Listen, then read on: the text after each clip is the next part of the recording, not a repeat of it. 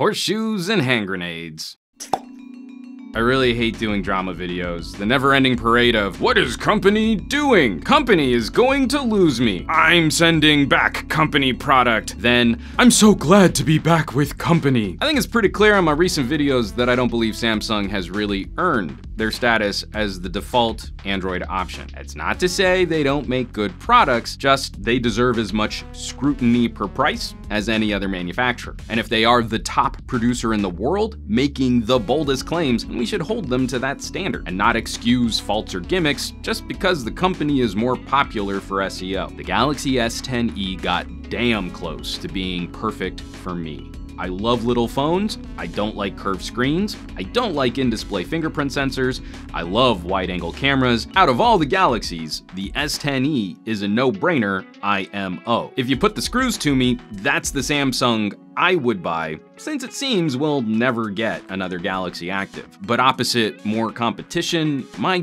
preferences for a smartphone, the S10e and I have to part ways. There's never one big reveal or critical deal breaker. It's a small handful of design decisions push this phone just outside what I enjoy using as a daily driver. Samsung's new UI is an interesting departure with some terrific considerations, docking some elements lower near the navigation dock for your thumb. But I've been outside the Samsung ecosystem long enough that I just don't enjoy some of these aesthetic choices. I really don't like the organization of the settings menu or the change in direction swiping on the app drawer. And even though it's not TouchWiz, there's still a bubbly candy coating feel to design elements and icons. I know I'm in the minority here, but I don't like all the attempts at holding my hand through using the phone, which clutter more often than help. One UI is better, but I don't think Sammy has shaken that image of reinventing the wheel, layering stuff on top of Android, which competes with how I like to use Android. I still find performance to be a bit twitchier than I would prefer. This is arguably one of the most powerful phones of the year,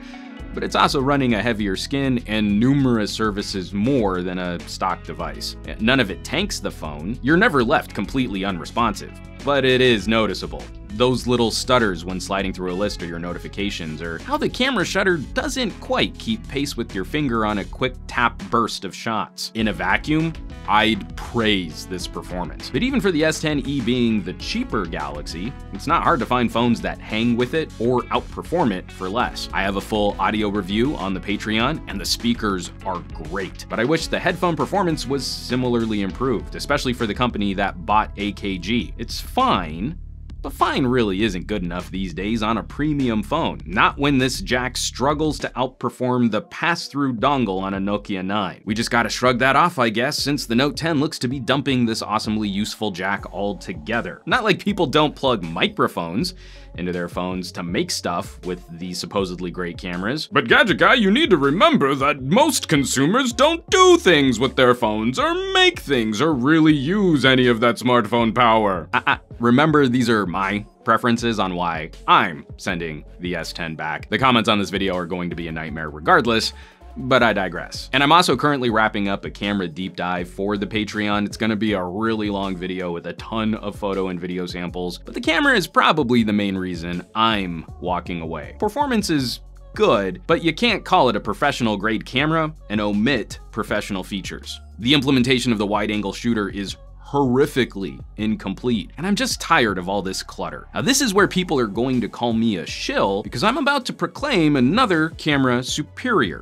And maybe they're right. I personally hate it when a review of a product is actually only a thinly veiled comparison made solely to declare another product superior. But in my opinion, Samsung's Galaxy S10e camera struggles and ultimately fails to unseat Samsung. For another video, I went back and I dug out my Galaxy S7, and it's more than a bit shocking how much better this UI is for photography. Not for impressing you with techie gimmicks, but for keeping you focused on your content and for giving you the tools to complete your task. It really has been downhill since the S7. The main sensor performance is not that much improved on the S10. The S7 still has those quality of life perks like dual pixel autofocus, and you have more control over your UHD video on the older Samsung than you do on the newer Samsung. Looking at the S10 camera, we see less progress than I would like for these higher costs. And lastly, I just don't think Samsung has earned a solid reputation for software support.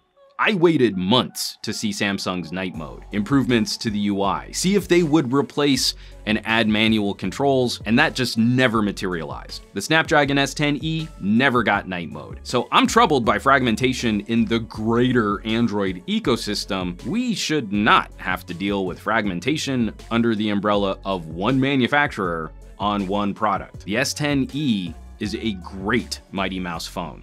The only major consideration I would factor for someone asking me for advice might be screen size, if someone might need a bigger phone. Otherwise, the S10e easily takes my top pick of Galaxies this year. It's just not a phone for me. As always, thanks so much for watching, sharing these videos, subscribing to this channel.